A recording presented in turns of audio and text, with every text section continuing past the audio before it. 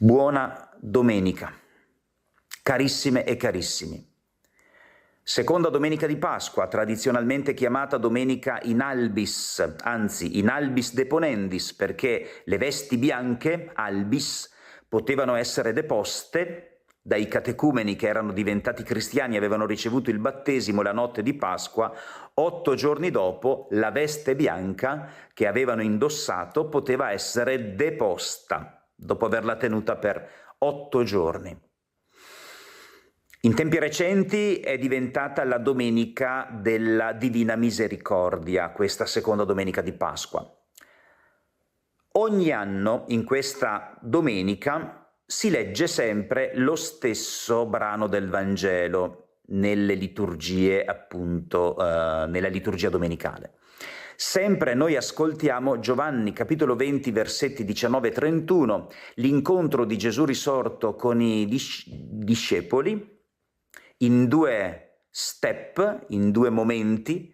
Prima il primo incontro, il primo giorno della settimana, cioè nel giorno di Pasqua, l'incontro di Gesù risorto avviene quando Tommaso è assente. 8 giorni dopo, invece, i discepoli erano di nuovo in casa e c'era con loro anche Tommaso. Conosciamo questa vicenda, no? Conosciamo più o meno come sono andate le cose con questo incontro dei discepoli con il risorto. Io andrei al dunque e mi farei questa domanda: qual è il messaggio che ne ricaviamo da questo brano, da questo incontro pasquale tra il Cristo risorto e i suoi discepoli?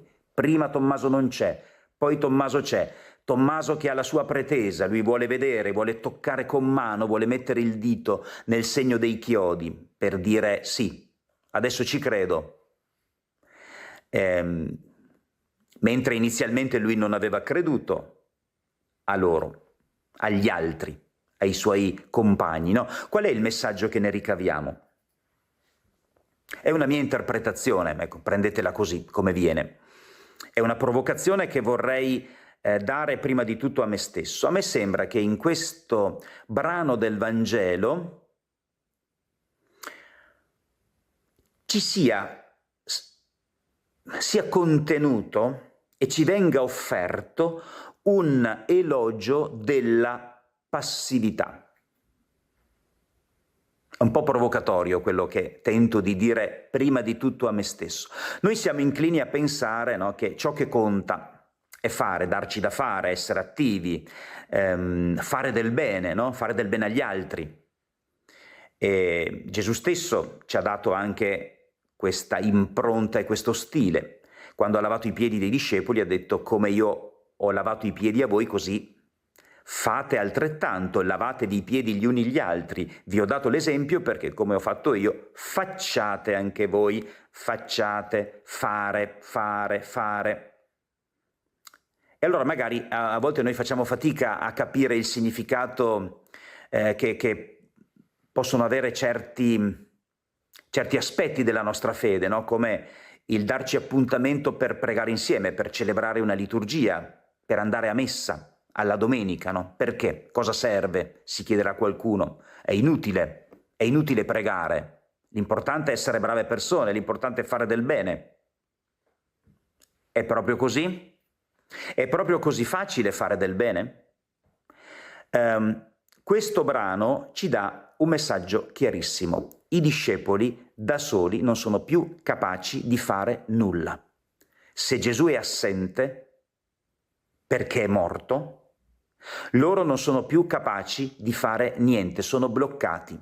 Non riescono più ad aprire le porte di quella casa dove si radunavano di nascosto per timore dei giudei. Non riescono a superare la paura, sono bloccati, non si muovono, non riescono più a fare niente, non hanno più niente da dire e non hanno niente da dare.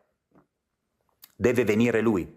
Venne Gesù. In questo senso, no, la passività. Abbiamo bisogno di ricevere se vogliamo essere nella condizione di donare qualcosa.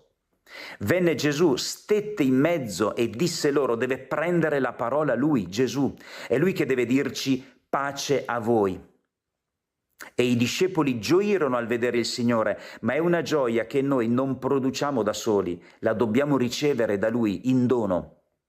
In questo senso ho parlato di passività, come l'arte di lasciarci amare da Cristo risorto.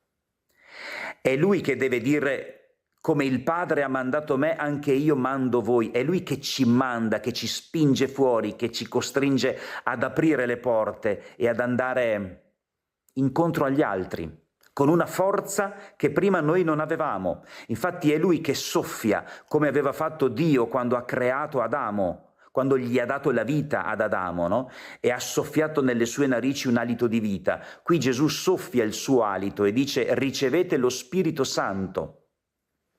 È questa potenza che noi riceviamo, che è vita nuova, che è vita nello Spirito, che è un nuovo entusiasmo magari anche, che non produciamo da soli e che ci permette di trasmettere qualcosa agli altri.